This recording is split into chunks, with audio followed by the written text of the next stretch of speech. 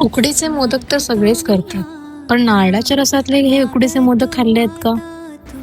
एका कढईत तूप, ओलं खोबरं आणि गूळ घालून एकजीव करून घ्या. त्यानंतर चवीनुसार मीठ आणि वेलची पावडर टाकून हे मिश्रण एकजीव करून थंड व्हायला द्या. उकडीचं पीठ बनवण्यासाठी 2 कप पाणी, 1 चमचा तूप, दुधात केसर आणि हळद टाकून ते मिश्रण पाण्यात टाका.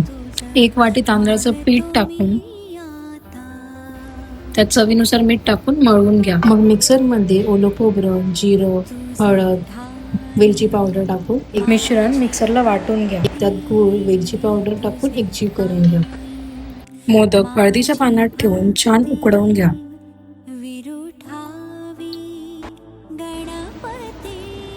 गरम गरम मोदकावर हा नारळाचा रस टाका आणि एन्जॉय करा नारळाच्या रसातला डिलिशियस उकडीचा मोदक.